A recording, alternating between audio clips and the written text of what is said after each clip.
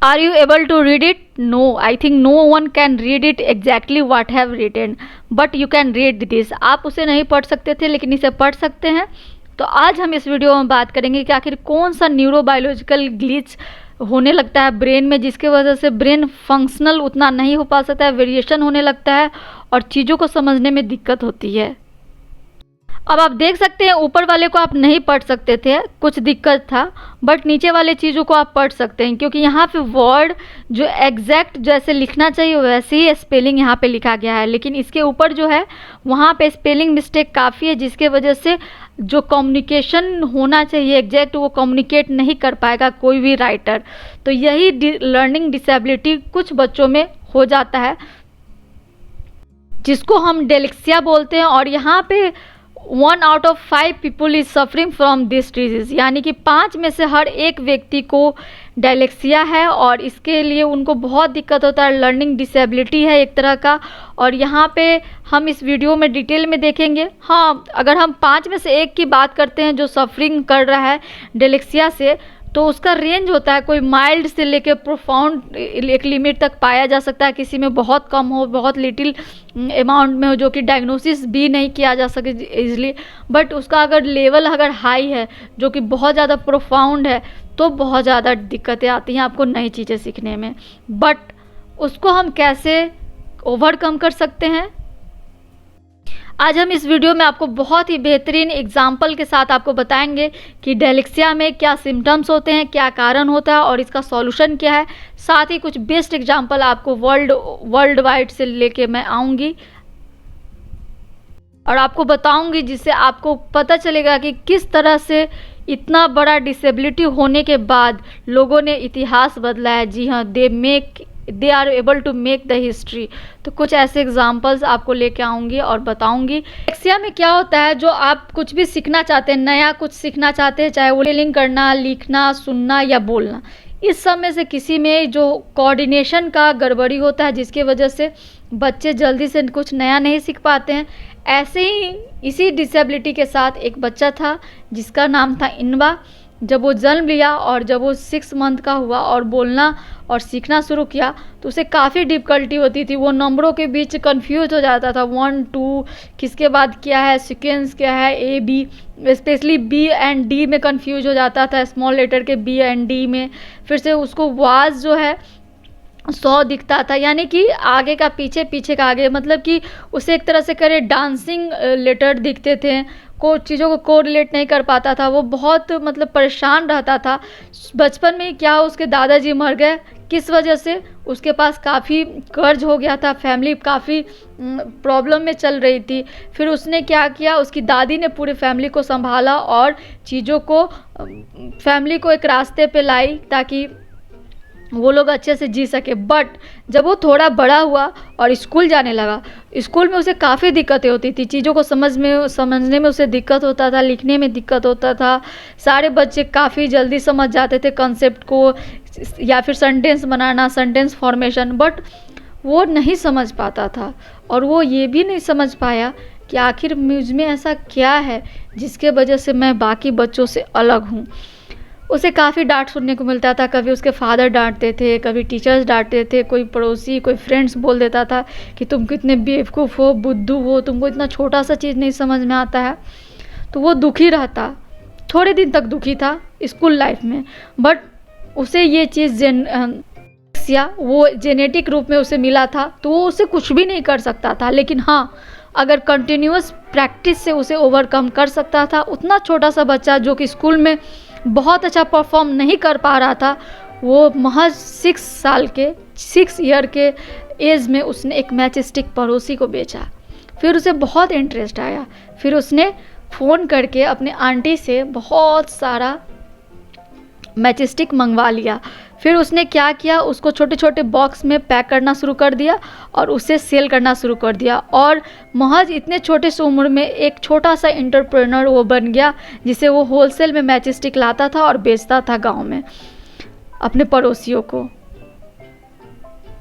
दिक्कतें उसे आखिर क्या होती थी, जो जब वो 6 मंथ का था बोलना सुनना सीखा, तब वो जो देखता था लिपसिंग उसकी मदर जो बोलती थी 1 टू 1 कन्वर्सेशन में, और जो कान से सुनता था उसको वो कोरिलेट नहीं कर पाता था, मतलब चीज़ों को नहीं समझ पाता था एग्जैक्ट कि कैसे बोला जा रहा है और कैसे सुनना और कैसे देखना, तीनों चीज़ को जो सुनना देखना और बोलना, तीनों चीज़ को एक सिस्टमेटिक वे में वो चीज़ों को नहीं समझ पाता था। उसकी मदर काफ़ी कोशिश की इस चीज़ों को ठीक करने का, लेकिन वो ठीक नहीं हो पाया। उसे लेटर्स बहुत उल्टा पुल्टा दिखता था, चीज़ों को समझ नहीं पाता था, ब्रेन उतने अच्छे से फंक्शनल नहीं हो पाता था, वेरिएशन था उसके ब्रेन में। एलेक्सिया में होता क्या है, जैसे कि आपको अगर टिपिकल आपका ब्रेन है तो आप जैसे किसी वर्ड को सुनते हैं तो उसको आर्टिकुलेट करते हैं, वर्ड एनालिसिस करते हैं, वर्ड को फॉर्म करते हैं, तब जाके वो एक मीनिंगफुल चीज़ में निकल के आता है। बट अगर आप किसी लेटर को, वर्ड को आप सिंपली सुनते हो, उसको आर्टिकुलेट नहीं कर पाते हो, या फिर वर्ड एनालिसिस आप नहीं ठीक से कर पा रहे हो, वर्ड फॉर्मेशन से नहीं कर पा रहे हो, तो इस तरह की अगर डिसेबिलिटी है, लेटर के साथ चीज़ों को समझने में साथ लर्निंग डिसेबिलिटी हो रही है, तो उसको डायलेक्सिया बोलते हैं। यहाँ पे डायलेक्सिया जो भी होते हैं उनका राइट ब्रेन ज़्यादा एक्टिव होता है with respect to left brain. अगर वो किसी नंबर को, कोडिंग को वो देखते हैं तो उसे उसको इंटरप्रेट करने में, उसको मैनिपुलेट करने में काफ़ी वक्त लग जाता है, समझने में, रिस्टोर करने में। जैसे कि हमारा लेफ्ट ब्रेन होता है वो एनालिटिकल थॉट्स को, लैंग्वेज को, साइंस को, लॉजिक को और मैथ्स को समझने में हमें हेल्प करता है। वहीं जो हमारा राइट ब्रेन होता है वो लॉजिस्टिक थॉट, क्रिएटिविटी, इंस्टीट्यूशन और म्यूज़िक एंड आर्ट को ज़्यादा फोकस कर पाता है। तो जो लोग भी डायलेक्सिया से प्रेरित होते हैं, जो उनको भी डायलेक्सिया बीमारी होती है, उनका राइट ब्रेन तो काम कर रहा होता है काफ़ी अच्छे से, लेकिन लेफ्ट ब्रेन जहाँ की लॉजिकल मैथमेटिकली चीज़ों को जानने का ज़रूरत होता है, उसमें उसे काफ़ी दिक्कत होती है। तो यही दिक्कत इन्वा के साथ हो रही थी। इन्वा ने अपनी कमजोरी को अपने टैलेंट में बदला, उसने अपने मैचस्टिक का बिजनेस शुरू किया और बहुत छोटे से उम्र में वो एंटरप्रेन्योर बन गया। हालांकि उसे काफ़ी दिक्कत होती थी अपने मदर से बात करने में, 1 टू 1 कन्वर्सेशन में उसको कुछ चीज़ें समझ में नहीं आती थी, उसका वर्ड को सीखने समझने का जो पावर था, जो कि फोनोलॉजिकल अवेयरनेस जिसको बोलते हैं, वो काफ़ी वीक था, बट स्टिल उसने बहुत अच्छा किया। और महज 17 साल की उम्र में उसने एक कंपनी रजिस्टर्ड कर दी और उस रजिस्टर्ड कंपनी में उसने धीरे धीरे प्रोडक्ट को बढ़ाना शुरू कर दिया। और आपको जान के आश्चर्य होगा कि मैं जो इन्वा जिसकी बात कर रही हूँ वो कोई और नहीं, वर्ल्ड लार्जेस्ट फर्नीचर कंपनी और साथ ही कई सारा इनॉमरस प्रोडक्ट के साथ इकिया करके कंपनी है, उस कंपनी को चलाते हैं इन्वा, जिसके फाउंडर थे जो कि खुद डायलेक्सिया बीमारी के पीड़ित थे चाइल्डहुड में, बट उन्होंने उसको अपनी कमज़ोरी नहीं अपनी ताकत बनाई। ताकत कैसे बनाई कि जो ये कंपनी है इसका ब्रांडिंग का बहुत ही यूनिक आइडिया है इस कंपनी के पास। company known for the sticky branding and how ICA named its product is surprisingly brilliant naming system। और इसका जो नेमिंग सिस्टम है इसके प्रोडक्ट का वो काफ़ी सरप्राइज होगा आपको, चूँकि जो इसके ऑनर है इन्वा, उनको नंबर के साथ बहुत दिक्कत होता था। और किसी भी जब हम ब्रांडिंग की बात करते हैं, प्रोडक्शन की बात करते हैं, तो हर एक प्रोडक्ट का जो एक मैन्युफैक्चरिंग एक नंबर अलॉट किया जाता है उस आइटम्स के लिए, जो स्पेशली उस आइटम को रिप्रेजेंट करता है।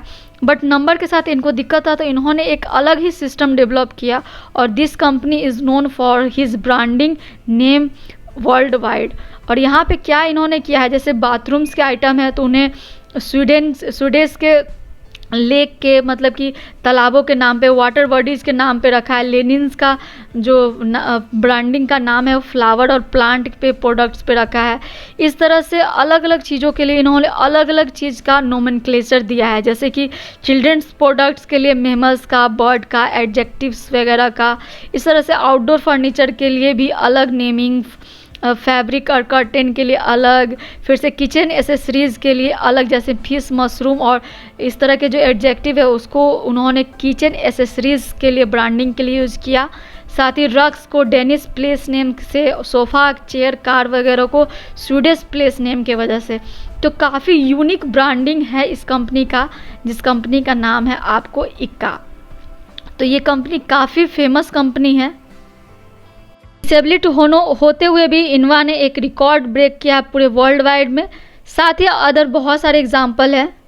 यहाँ पे कुछ फेमस पर्सनालिटी का लिस्ट है जो कि डिलेक्सिया से बीमारी से बहुत पीड़ित थे और उन्होंने अपने कमज़ोरी को अपनी ताकत बनाई और काफ़ी अच्छा पूरे वर्ल्ड में हिस्ट्री बनाई है। जैसे कि अगर हम फेमस नाम की बात करें तो यहाँ पे स्टीव जॉब्स, फिर से पिकासो जिसकी पेंटिंग काफ़ी फेमस है, एल्बर्ट आइंस्टीन, यहाँ पे कई सारे ऐसे फेमस पर्सनालिटी है जिन्होंने दुनिया बदली है, हिस्ट्री बनाया है एंड उनको इस तरह की डिसेबिलिटी चाइल्डहुड में थी, फिर भी उन्होंने उन चीज़ों को ओवरकम किया, उससे बेहतर किया अपने लाइफ को। ये है कैरल गेडेट जो कि एक नोबेल प्राइज़ विनर है और इन्होंने भी जिन्होंने नोबेल प्राइज़ जीता था इन फिजियोलॉजी और मेडिसिन 2009 में, और इनको भी ये बीमारी थी और इन्होंने भी इस चीज़ को ओवरकम किया है। बात करें इनके तो इनका कैसे ये चीज़ हुआ है, कंटिन्यूअस प्रैक्टिस के वजह से, जिसको विथ परसिस्टेंस एंड क्रिएटिविटी के वजह से इन्होंने इस चीज़ को ओवरकम किया है। Carl Greider achieved success in molecular biology in the same way she overcome dyslexia as a child with persistence and the creativity.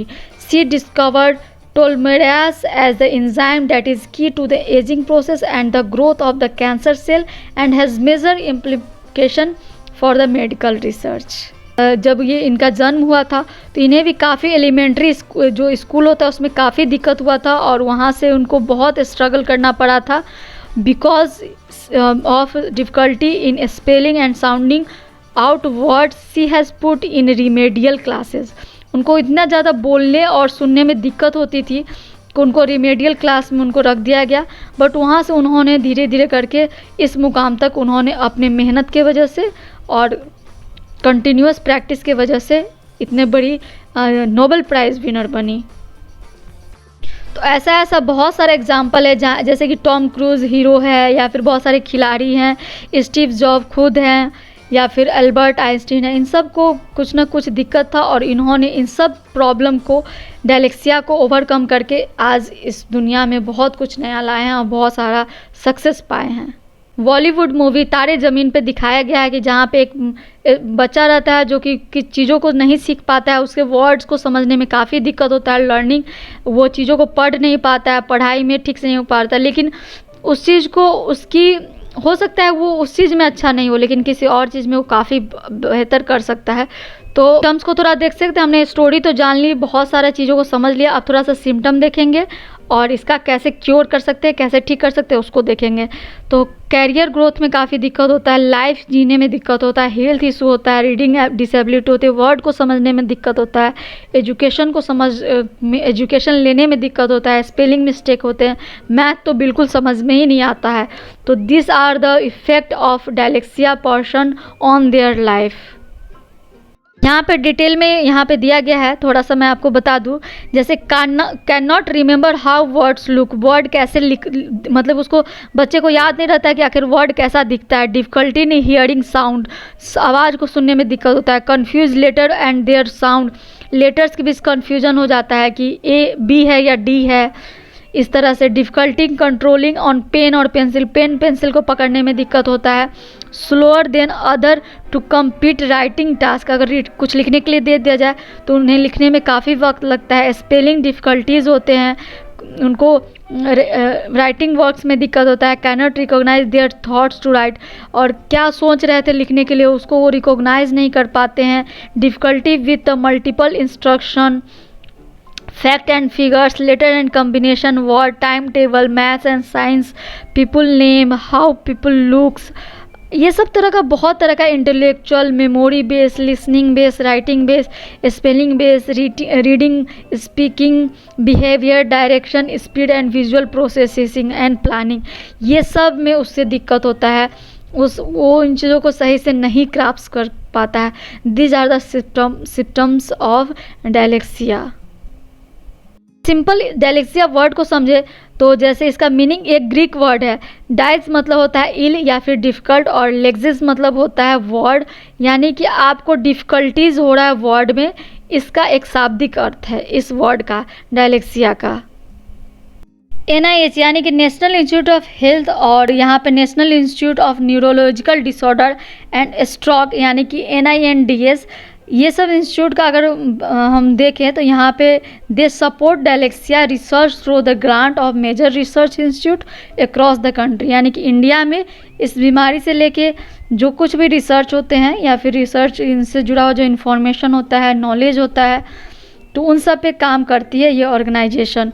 और यहाँ पे बहुत सारे डिसेबिलिटीज़, जैसे कि लर्निंग डिसेबिलिटीज़ की बात करें, उस पर काम किया जाता है। उनको समझा जाता है कि किस तरह से बायोलॉजिकली वो जेनेटिकली इनहेरेंट हो रहे हैं, क्या रीजन है, किस तरह से कॉग्निटिव फंक्शन अफेक्ट हो रहा है, किस तरह से neuropsychological process with in mind हो रहा है, और उसको कैसे, किस तरह से उनको रीडिंग डिसेबिलिटीज़ आ रही है। इन सब चीज़ों को समझने का काम ये ऑर्गेनाइजेशन करती है। इसका लिंक मैं आपको डिस्क्रिप्शन बॉक्स में दे दूंगी, वहाँ से भी आप इसके बारे में ज़्यादा जान सकते हैं। Dyslexia is the brain based type of learning disability that specially impair a person ability to read. This individual typically read at the level significantly lower than the expected despite having normal sense, and although the disorder varies from person to person, common characteristics among the people with dyslexia are difficulty with the phonological process, the manipulation of sound, spelling, and the rapid visual verbal responding. In individual with the adult onset of dyslexia, it usually occurs at the result of brain injury or the context of dementia. This contracts with the individual with the dyslexia who simply were never defined as a children or the adolescent. Dyslexia can be inherited in some family, and the recent study have identified a number of genes that may predispose an individual to developing dyslexia। यानी कि हम बात करें डिलेक्सिया क्या बीमारी है, तो basically ये ऐसा बीमारी है जिसमें हमको जो फोनोलॉजिकल प्रोसेस है, यानी कि सुनने का जो और उसको समझने का फोनोलॉजिकल प्रोसेस में दिक्कत है। जैसे कि किसी साउंड को मैनिपुलेट गलत कर सकता है, स्पेलिंग गलत कर सकता है, जो रैपिड विजुअल वर्बल रिस्पॉन्डिंग है उसमें डिफ़िकल्टीज़ आ जाती हैं।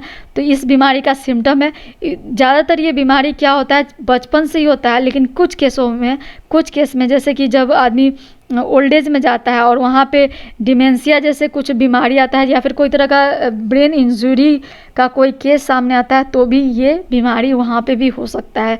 ज़्यादातर इस बीमारी का डायग्नोसिस चाइल्डहुड में हो जाता है।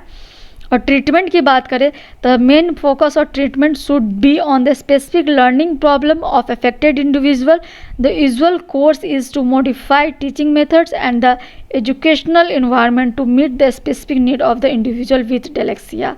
यानी कि डेलेक्सिया का कई सारे सिम्टम्स होते हैं, तो पार्टिकुलरली जो केस होगा, यानी कि जो इसके पेशेंट हैं उनका क्या किस चीज़ में स्पेशली उनको लर्निंग में कहाँ पे दिक्कत आ रही है, उसको पहले डिग्नोसिस किया जाएगा, फिर उसके अकॉर्डिंग उसका ट्रीटमेंट होगा। ऑर्गेनाइजेशन की बात करें तो बहुत ऐसी ऑर्गेनाइजेशन है जो स्पेशली डेलेक्सिया पे काम करती है, जैसे international dyslexia association, learning disability association of America, national centre for learning disabilities, national institute of child health and human development, national institute of mental health. अगर हम बात करें आपको पर्सन विद डिसेबिलिटी एक्ट 2016 की, तो डिलेक्सिया भी उसमें का एक बीमारी है। उसका लेवल माइल्ड से लेकर प्रोफाउंड तक हो सकता है। बेसिकली क्या होता है, कुछ न्यूरोबायोलॉजिकल ग्लिचेस होते हैं ब्रेन के अंदर, उसके वजह से जो फंक्शनल वेरिएशन इन ब्रेन है वो डेवलप हो जाता है, और चीज़ों को सुनना, समझना और बोलना तीनों के बीच जो एक रिश्ता है, सही से जो कोऑर्डिनेशन है वो नहीं मिल पाता है, और इस तरह का डिसेबिलिटी देखने को मिलता है। और बहुत ऐसे एग्जाम्पल हैं जो इस डिसेबिलिटी में होते हुए भी उन्होंने इतिहास बदला है। अगर आपके आसपास भी कोई ऐसा बच्चा है, छोटा बच्चा है जो चीज़ों को बहुत जल्दी नहीं समझ पाता है, तो हो सकता है कि वो डायलेक्सिया का शिकार हो, तो आप उसको उसके अकॉर्डिंग वहाँ उसको किस चीज़ में स्पेशली डिफ़िकल्टीज़ आ रहे हैं लर्निंग में, उस चीज़ को समझने की कोशिश कीजिए और उसको फिर ट्रीटमेंट से उसको ठीक करने की कोशिश कीजिए। हो सकता है किसी और चीज़ों में वो काफ़ी अच्छा ग्रोथ हो उसका, और उन चीज़ों में वो काफ़ी एक्सेल कर सके। अब शायद वीडियो के लास्ट में आपको ये समझ में आ गया हो कि आखिर इन दोनों में दोनों चीज़ एक ही चीज़ लिखने की कोशिश की गई थी, या फिर एक ही चीज़ लिखा हुआ किसी को वैसा पढ़ा सकता है, या फिर कोई चीज़ ये लिखना चाहे और वैसा लिख दे, ऊपर वाला जो कि गलत है नीचे वाला सही है। तो हो सकता है कि कोई भी इंसान डायलेक्सिया से पीड़ित हो और उसे ये लिखा हुआ चीज़ वैसा पढ़ाने लगे, या फिर वो अगर इन चीज़ों को लिखना चाहे तो वैसा लिखाने लगे। तो इन चीज़ों का भी ख्याल रखिए, अपने आसपास क्या हो रहा है। बच्चों को ज़्यादा परेशान, आपसे ज़्यादा बच्चे परेशान होते हैं जब वो गलत लिखते हैं या फिर गलत सुनते हैं और उसके बीच कोऑर्डिनेशन नहीं बना पाते हैं। तो प्लीज़ बच्चों को समझिए। और जैसे तारे ज़मीन पे आमिर खान ने समझा था कि दरअसल के अंदर कौन सी कमी है और कौन से उसके अंदर में खूबी है और उस चीज़ में वो कैसे एक्सेल कर सकता है, तो हम इस मूवी से सीख सकते हैं कि हमें कैसे बच्चों के लर्निंग डिफ़िकल्टीज़ में हेल्प करना चाहिए। तो this is all about today. आज का वीडियो कैसा लगा मुझे कमेंट सेक्शन में ज़रूर बताइए। चूँकि एक सब्सक्राइबर ने मुझे कई दिनों से रिक्वेस्ट कर रहा था कि मुझे डायलेक्सिया पे कंप्लीट इन्फॉर्मेशन चाहिए, तो ये इन्फॉर्मेशन आपके लिए है। अगर आप चाहते हैं कि ऐसे ही कोई मज़ेदार टॉपिक जो कि सोशल वर्क से जुड़ा हो या फिर किसी भी कॉमन सोशल इशू या फिर इंडिविजुअल इशू से प्रॉब्लम से जुड़ा हो, तो आप मुझे कमेंट सेक्शन में बता सकते हैं, मैं उस पर वीडियो ज़रूर बनाऊँगी। आज के लिए इतना ही। आज हम इस वीडियो में डायलेक्सिया बीमारी के बारे में देखें, डायलेक्सिया में क्या होता है, किस तरह का लर्निंग डिसेबिलिटी होता है और कौन कौन से वर्ल्ड वाइड ऐसे लोग हैं जिन्होंने इसको ओवरकम करके पूरे वर्ल्ड में अपना एक इतिहास रचा है। तो ऐसे ही आप अपने आसपास के बच्चों को समझिए। कोई भी तरह का कमेंट अगर आपको लगता है, कोई भी क्रिटिक्स हो, सजेशन हो या फिर अप्रिसिएशन हो, ऑल आर वेलकम। मैं हर एक कमेंट पढ़ती हूँ, मुझे कमेंट सेक्शन में ज़रूर बताइए कि आपको ये वीडियो कैसा लगा। Thank you.